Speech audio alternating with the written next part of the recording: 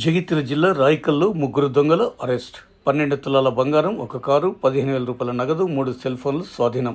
DSP Raghuchander. Jagtial జిల్లాలోని రాయికల్ పట్టణంలో 6 దొంగతనం కేసుల్లో ఉన్న ముగ్గురు దొంగలను అరెస్ట్ చేసి వారి నుండి 12 తులాల బంగారం, ఒక కారు, 15,000 రూపాయల నగదు, 3 సెల్ ఫోన్లను స్వాధీనం చేసుకున్నట్లు జగిత్యాల డీఎస్పీ రఘుచందర్ వెల్లడించారు.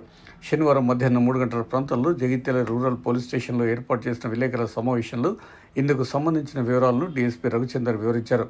రాయికల్ పట్టణంలో 6 దొంగతనం కేసుల్లో ఉన్న ముగ్గురు దొంగలు శనివారం ఉదయం రాయికల్లోని జగదాంబ ఆలయం వద్ద మామిడి తోటలో ఉన్నారన్న సమాచారం మేరకు rural CI Sudhakar, Raikal SI Sudheer, rural SI Sadakar తమ సిబ్బందితో కలిసి వారిని అరెస్ట్ చేసి విచారించగా నిందితులు తమ నేరాలు చేసినట్లు ఒప్పుకున్నారని డీఎస్పీ వెల్లడించారు. వారి నుంచి 12 తులాల బంగారం, ఒక కారు, 15,000 రూపాయల నగదు, 3 సెల్ ఫోన్లను స్వాధీనం చేసుకున్నామని, ముగ్గురు దొంగలు వనం పాపయ్య, వనం రాము, దాసరి రవిని అరెస్ట్ చేసినట్టు తెలిపారు. కాగా జగన్నాథం కృష్ణ అనే నిందితుడు పరారులో ఉన్నాడని తెలిపారు. నిందితులను రిమాండ్కు తరలించినట్టు డీఎస్పీ రఘుచందర్ ఈ సందర్భంగా విలేకరుల సమావేశంలో వివరించారు. ఆటో ఇద్దరు యూనిఫామ్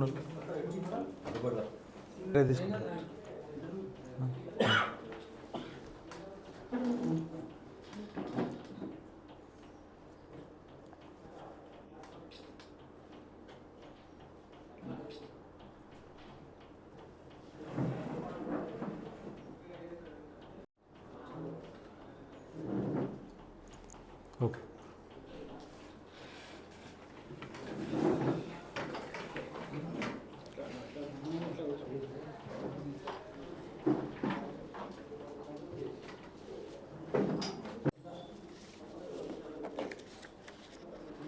ఈ సంవత్సరం జనవరి నుండి మన రాయికల్ పోలీస్ స్టేషన్ పరిధిలో దాదాపు 6 దొంగతనం కేసులైనవి. దానిలో పరిశోధనలో భాగంగా ఇన్వెస్టిగేషన్లో భాగంగా ఇవాళ నమ్మదగిన సమాచారం వచ్చింది. దాని ప్రకారం సిఐ జగిత్యాల రూరల్ సుధాకర్ మరియు రాయికల్ ఎస్ఐ సుధీర్ మరియు జగిత్యాల రూరల్ ఎస్ఐ సదాకర్ మరియు వాళ్ళ సిబ్బంది వెళ్ళి రాయికల్ పట్టణంలోని లలితాంబ గుడి దగ్గర ఒక మామిడి తోటలో వీళ్ళు నిందితులు ఉన్నారని సమాచారం మేరకు అక్కడికి వెళ్ళి వాళ్ళని అరెస్ట్ చేస్తే వాళ్ళు నిందితులు నేరం ఒప్పుకున్నారు.